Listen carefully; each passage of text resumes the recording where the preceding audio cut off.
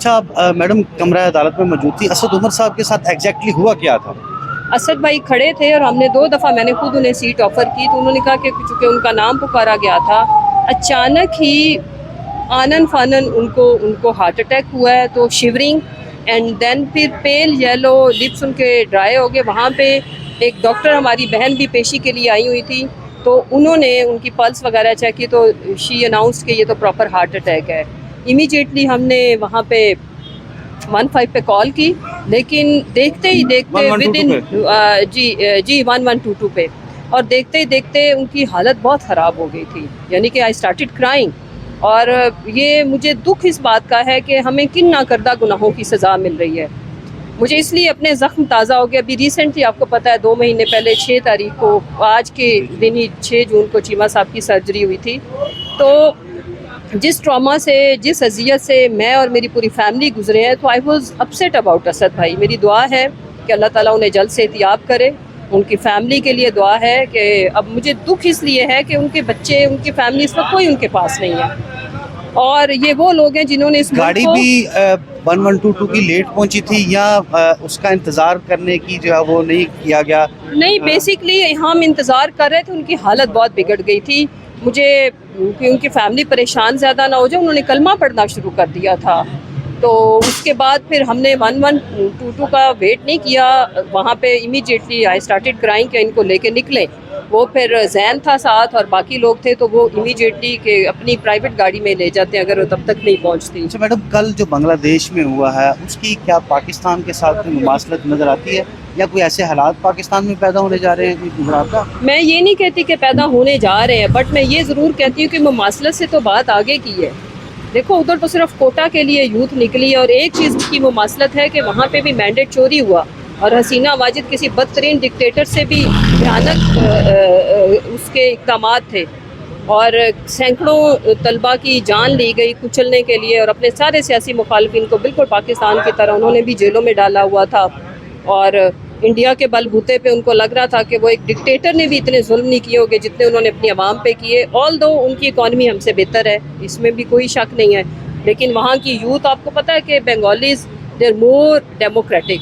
तो सबसे ज़्यादा मेरा ख्याल है कि ये समटाइम्स इंसान नहीं सोचता ना, हवस इतनी बड़ी होती है इक़्तिदार की और सब कुछ कंट्रोल करने की। तो जो कादर मुतलक है वो अल्लाह की ज़ात है, और जब आप सब कुछ कंट्रोल में करते हैं तो हम इंसान भूल जाते हैं कि एक ऊपर भी अदालत बैठी है जो सबसे बड़ी अदालत है, सबसे ज़्यादा ताकतवर है। बांग्लादेश में यही हुआ ना, मिस कैलकुलेशन। और क्या है, अगर उन्हें ये पता होता कि अवाम को मैं जितना दीवार पे, उसने अपने लोगों को दीवार के साथ लगाया, लोगों ने अपना राइट मांगा, उसने उन पर गोलियाँ सीधी चलवाई।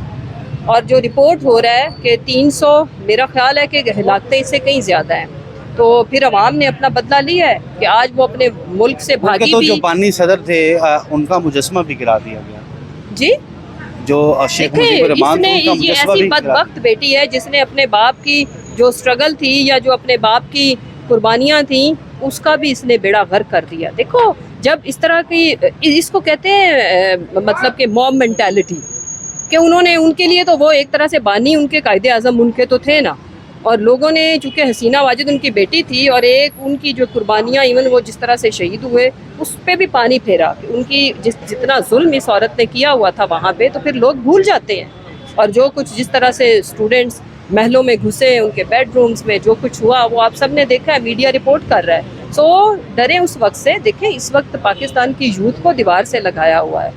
हज़ारों की तादाद में अबडक्शंस हैं, हज़ारों की तादाद में नहीं, मेरा ख्याल है लाखों की तादाद में बेसलेस केसेस हैं। और अगर आप ये, अब अगर मैं और आप बात करें तो अब हम दहशतगर्द तो नहीं है ना, केसेस की हमने बात, तो कभी सिग्नल भी नहीं तोड़ा।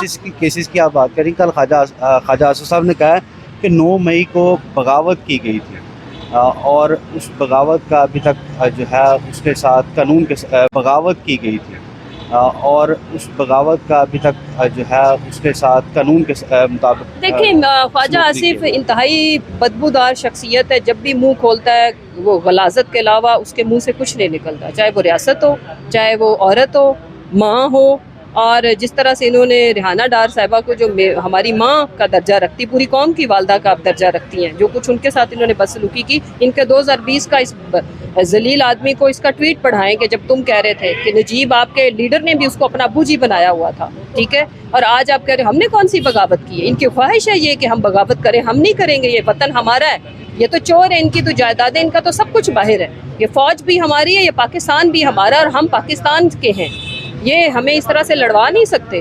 कौन सी बगावत पुरअमन प्रोटेस्ट था जिसमें इनके, मुझे लगता है, शरपसंद लोग बीच में शामिल किए गए, अपना ऑफिस भी जलवा दी और हर जगह पे जलाओ घराव करना किस जमात की रविश है। सुप्रीम कोर्ट के ऊपर किसने हमला किया था? और फिर जो आप ज़रा नवाज शरीफ की वो तकरीर निकालें जो इसने रॉ की लिखी हुई स्पीचेस की थी, ये रिपोर्ट हुआ था मीडिया में, सर्विंग जर्नल्स की इन्होंने तस्वीरें लगा के की थी। सो मैं ये कहती हूँ कि ये इनकी ख्वाहिश है जो पूरी हम कभी नहीं होने देंगे, ना हम करेंगे।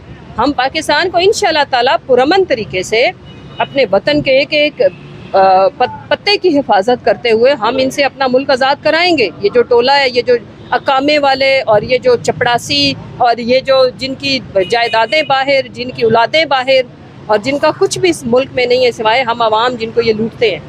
अच्छा, आसम भी ये बताएगा, DGI-SPR साहब ने भी कहा है कि 9 मई के मुकदमात का कानूनी तौर पे जो है वो उनका फ़ैसला होना चाहिए, और इसके अलावा कल आप स्वाबी जलसा में गई थी।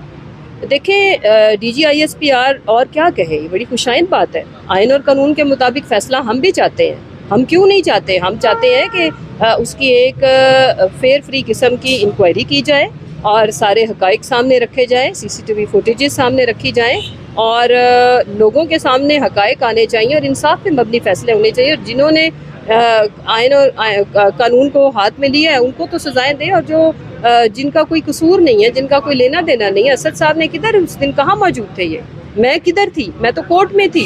खान साहब ने क्या कौन सी कॉल दी थी? कोई कॉल नहीं थी। और हर सियासी जमात पुरअमन प्रोटेस्ट तो करना ही होता है। अब ये एक अलग बहस है कि या तो हम कोई अमेंडमेंट करें पार्लियामान के अंदर कि हम कुछ ऐसे दफातर, कुछ ऑफिस का लिख दें, कानूनी अमेंडमेंट करके पार्लियामान के अंदर एक अमेंडमेंट करें कि फ़लाँ बिल्डिंग के आगे प्रोटेस्ट करना बगावत के ज़ुमरे में आएगा, वो चाहे मीनार पाकिस्तान हो, बादशाह मस्जिद हो, फैसल मस्जिद हो या कोई और दफ्तर हो। मेरा पॉइंट समझ रहे हैं?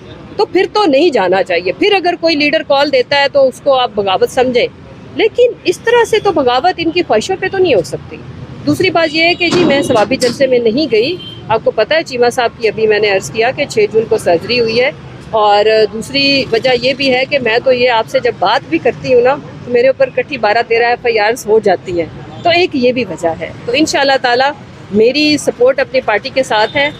पार्टी के साथ क्या, पाकिस्तान के साथ है, अपने मुल्क के आइन और कानून के साथ है, रूल ऑफ लॉ के साथ है। केसेस को हम इंशाल्लाह अदालती सारे भी जिधर हैं हम उसका इंशाल्लाह फेस करेंगे। और मैं PTI हूँ, PTI इंशाल्लाह ताला, और जो मेरा एक्टिव रोल है वो डेफिनेटली जब खासा आएंगे तो मैं फिर शुरू करूँगी। Thank you so much ma'am. Welcome.